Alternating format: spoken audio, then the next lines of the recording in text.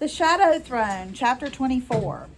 The next morning, Mott was alone in camp when he suddenly found himself surrounded by a pack of Avenian soldiers who stormed in from all sides, took his sword, and forced him to his knees. The 5 men were armed and rowdy, and one of them said something about having come back to search for a missing soldier, probably Mavis. All the intruders were ugly. Hardly unusual for Avenians, but it was the foulest of them who spoke to Mott. He had a patch over one eye and thin, colorless hair that looked like winter grass sprouted from his uneven skull. "Where's your king?" the man asked. "Not far," Mott said, "and he won't be happy you're here. I suggest you leave now." The man laughed, revealing blackened teeth. It was rather surprising that he still had any left. "One of our newer recruits got into some trouble near here. He told us about you." "He told us about you too," I said, from above them. Earlier that morning, I had edged up the limb of the tree to a solid perch where I could wait for their arrival. Being as unaware as they were unintelligent, they had failed to notice me when they came. "Though your recruit didn't get the description of your odor quite right. He said it was similar to a skunk's, but I think that's unkind to the skunk." In my hand was a bow Mott had brought along with him. The arrow was already nocked and ready to pull back. I wasn't the best shot, but they were close enough that an accurate aim wouldn't be a problem. The man in the center put a knife to Mott's throat and only then noticed his companions had already stepped away from him. "You should drop that now before you hurt yourselves." It was the most warning I intended to give.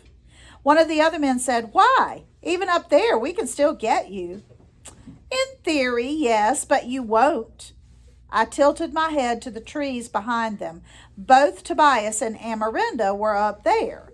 Together, they held a long rope that ran down the tree's trunk with a hunter's knot on the end. When they pulled it, the rope went tight around the ankles of the Avenians, knocking them all to the ground and binding them together. It wasn't much different from what had happened to Mavis, and I hoped they appreciated the irony in that.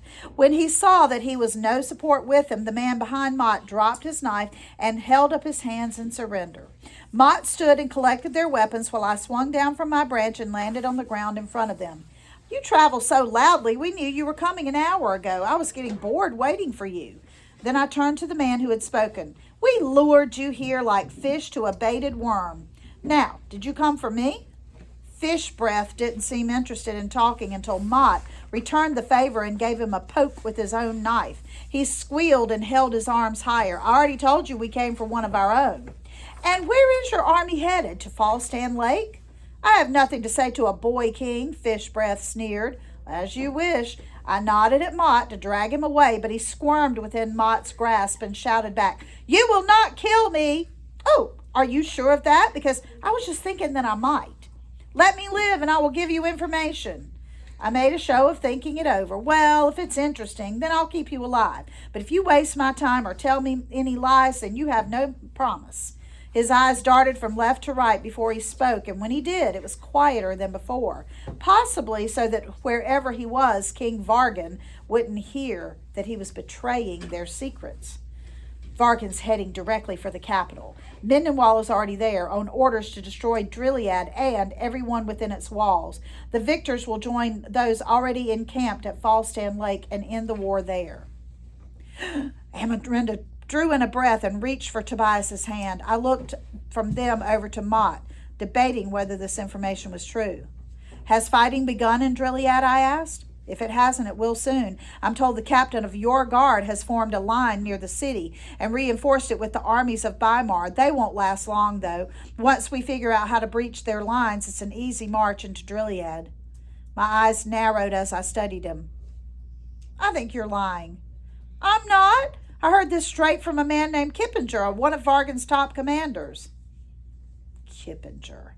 I remember that name like vinegar on my tongue. I picked up a rock. Which one is your sword hand?" Fish Breath trembled beneath an implied threat, but raised his left hand. "Please don't do that. You said you wouldn't kill me. And you said you wouldn't lie to me. You held your hand with your right hand before. I raised the rock higher now. That's all I know. His panicked voice jumped nearly an octave. Listen, you'll find Mendenwall there, and my own king's armies with them in battle. He intends to destroy Drilead. I frowned at him, rubbed my chin, mostly because it seemed to make him nervous. All right, I finally said. I'll let you live, but you better hope there are others in your army willing to come look for you. Then I nodded at Mott. Tie them up. While Mott tied the men to the trees around our camp, Tobias and Amarinda came down to help him, and I collected our horses. We had to leave at once. When I saw him, Roden hadn't yet figured out his role as captain. If he was no better, those lines outside Drilead wouldn't last long. After we left, Mott asked, Do you intend to go to Drilead? Of course. Drilead must stand. The battle will be dangerous, Amarinda said. Are you sure you're ready? With a grin, I told her, I'll have more than 10 minutes' notice this time that the battle is coming. In that way, this might be the most prepared I've ever been. We rode quickly as possible toward Drilead, but once we came upon the rowing river, I turned to Tobias. Can you and Amarinda get yourselves up to the camp at Falstan Lake?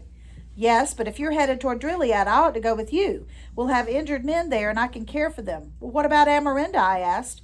I can help Tobias, she answered. Let me be of use in this war. Her eyes met mine, and I said, The terms of our betrothal may have changed, but not the terms of the throne. If something happens to me before this is over, I need you to take the reins as queen. You are already needed, and you must stay safe. I'll keep her safe, Jaron, Tobias promised. Those terms haven't changed either. I nodded back and then said to Amarinda, You and Tobias will go to Falstan Camp, set up a tent for medical aid. Within a few days, you'll need it there just as much as where I'm going. Order the commander to send as many men to Drilead as he can spare.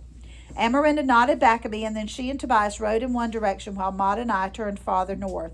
We rode hard toward Drilead with heavy thoughts of the disaster that would unfold if the enemy breached those city walls. Harlow was tasked with preparing an army to defend the city if necessary, but his options were limited. Many of the families who had come seeking shelter inside the city were inexperienced in fighting anything other than the occasional wolf or wild dog attacking their herds. Most of the women charged with protecting their children and elders whose men had already joined the war. Perhaps Harlow would carry out his plan to pull men from the prisons. I wondered if they would fight for Carthia or abandon us at their first opportunity. But Harlow had promised me he would not include Connor as a part of those plans. No matter how desperate our situation became, I would not trust Connor with my own life or with the lives of my people. It was late in the day when we approached the last hill before coming to Drilead. Mott called my name and stopped, requiring me to stop as well. He said, I've been watching you since we left the Avenian camp. You're not as strong as you were before. I've seen the way you carry your sword with 2 hands now rather than 1. All I could do was stare straight forward. I'm stronger each day, Mott. Besides, my will is as strong as always, and that matters more. But the battle is just on the other side of that hill. Yes, and if I must, I'll fight it with my sword in 2 hands. He wasn't convinced. Where's your armor and your shield?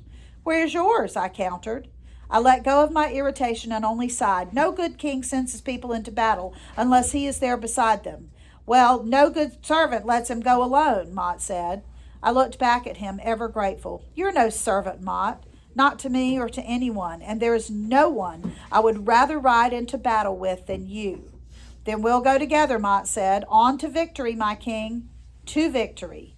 We started forward again and weren't too much farther along before the first sounds of the war reached our ears. Mott and I looked at each other, withdrew our swords, and then rode into the fray.